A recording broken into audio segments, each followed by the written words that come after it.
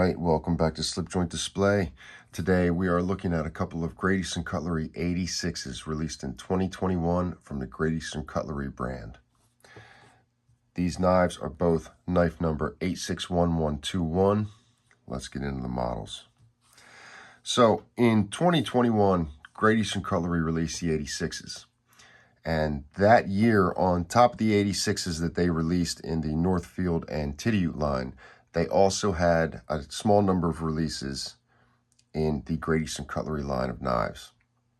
So, knives from the Great Eastern Cutlery line are made with 440C stainless steel and are said to be easily identifiable by the acorn shield, or seen here, oak leaf with acorns on it, GEC underneath.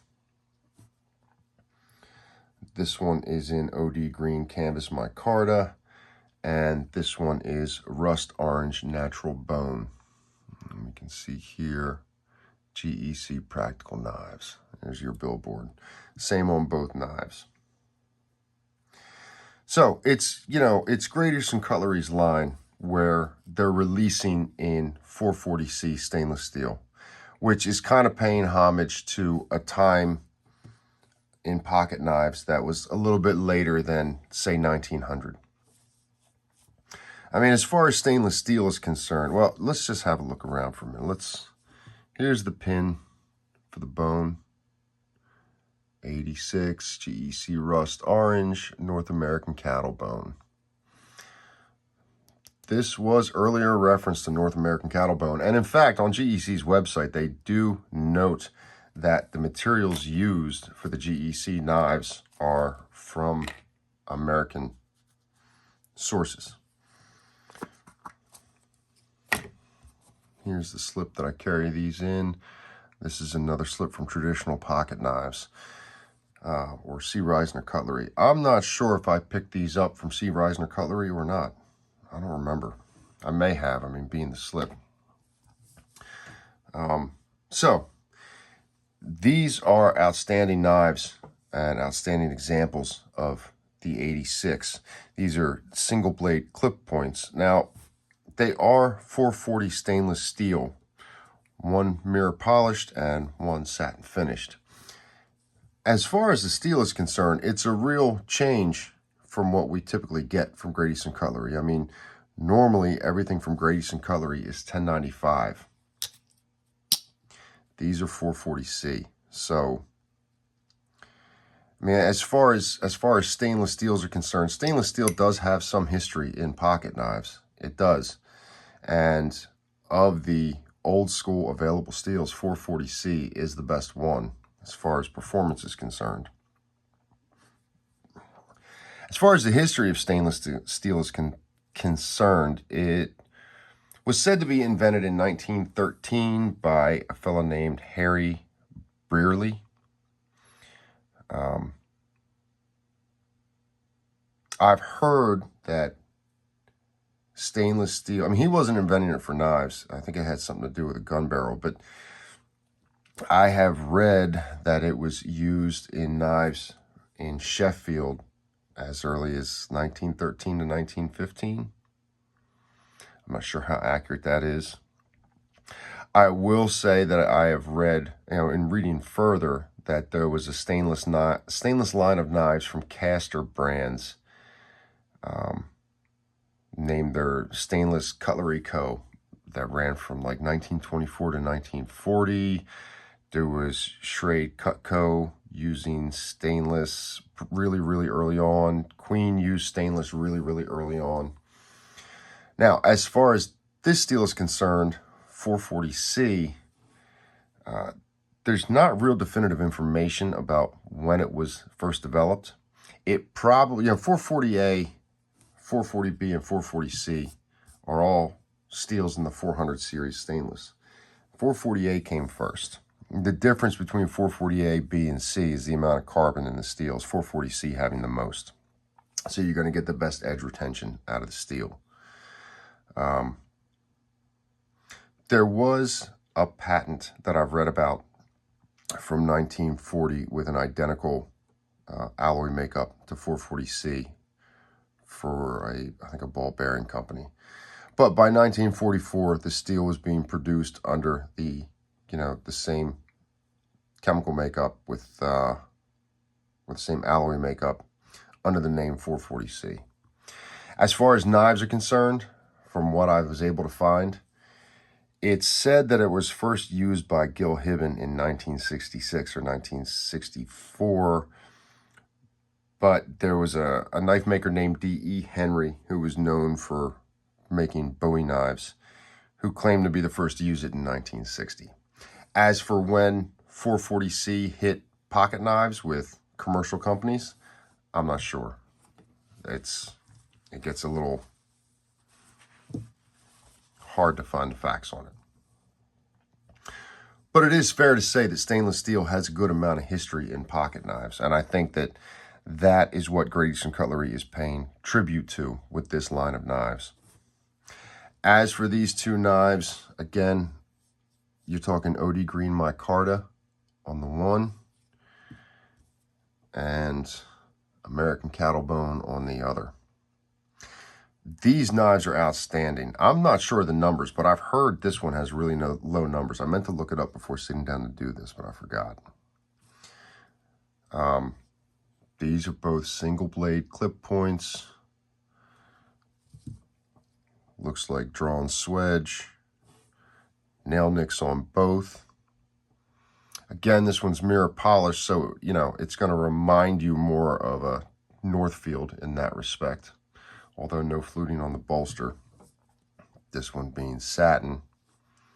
But these are good full-size knives. And I mean, that's what an 86 is. And these are single blade clip points. I mean, they're just outstanding.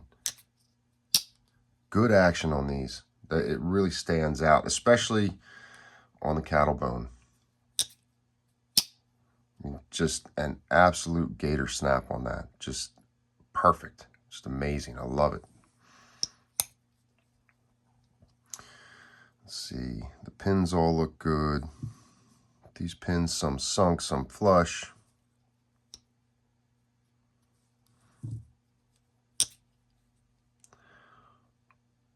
Almost flush at half. Per the norm with Great Eastern Cutleries.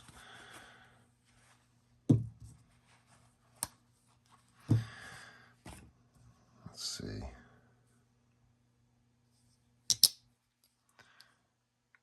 Yeah.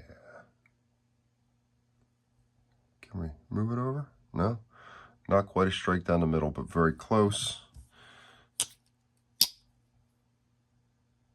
And that's a straight down the middle. These are really nice. I got this one first. It might have been that I got this one on release. I'm not sure. This one, I'm pretty positive, came later in on the secondary market. Now, there was also, amongst these releases, there was also one, I believe in some kind of, I want to say micarta, but it was more colorful in the handle. And then there was the Blade Forum Spring Street Barlow, which I don't have either one of those. That Spring Street is on my list of grails. I'll get it at some point if I'm lucky. But as far as these two are concerned, they're outstanding examples of single blade clip 86s. Let's look. So almost a 3-inch cutting, maybe 2 3/4, and then a little over a 3-inch blade. And 3 3/4 handle, something like that. I can't say enough good things. In fact, I mean, I've had this one for a while. I think one of the first times I talked to Richter, we were talking about this knife. I had one, he had one. This one has definitely had more pocket time. The profile of that knife is beautiful. This was a gift from my brother. Never going anywhere. And this is a no-worry pocket knife. I mean, this one anyway, I just throw it in the pocket and don't think twice about it. My card is strong and holds up well, and stainless steel blade doesn't matter if I sweat on it or whatever. It's just not a concern if I have to cut an apple with it or something like that. Concern never crosses my mind. As for this bone model, I love this one too. I really appreciate what they did with the bone here. I mean, again, rust orange natural bone, but it's nice and dark, and I really appreciate that. And I appreciate what's going on the surface of this bone. I mean, there's been times I've looked at it and thought to myself, it almost looks like soup bone. You see on this side, the colors are kind of patchy. Let's look. Let's see what we've got going on here. Look at that texture. The fact that it's not smoothed out, it's just perfect. What an outstanding job they did with these. That profile.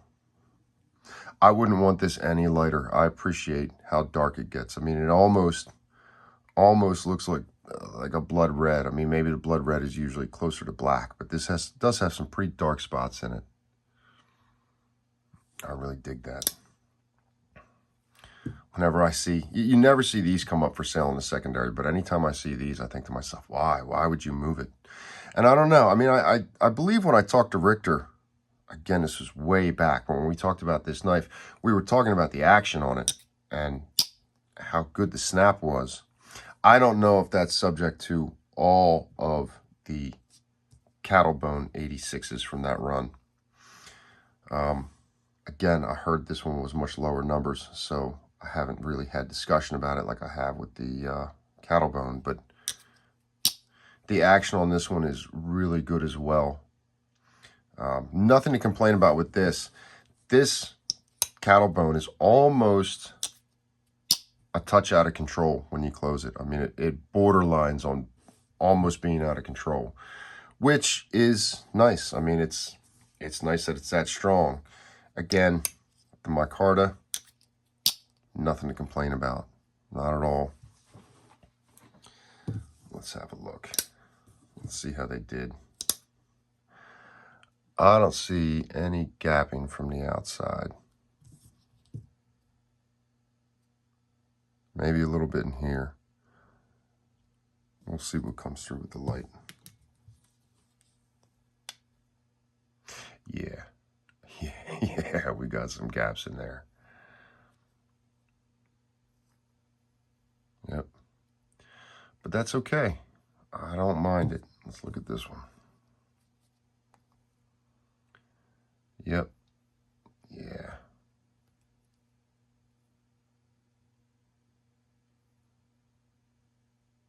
I wonder if that has to do with the bolsters. Well, at any rate, these are both Barlow's. They are single blade clip points, good strong clip points on them. I really dig the shape. I could have done with a long pull, but I can dig the nail neck. Easily pinchable on both models, which is especially good for this one. Blades just come right out. Their 440C is done really well. I don't have any complaints about it as far as edge holding is concerned. Great Eastern Cutlery's large clip points are always kind of interesting to sharpen because they almost have a little bit of a recurve in there.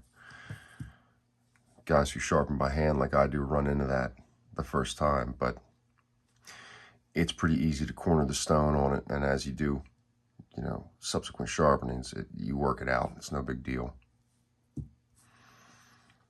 These are great models, and I really appreciate having them.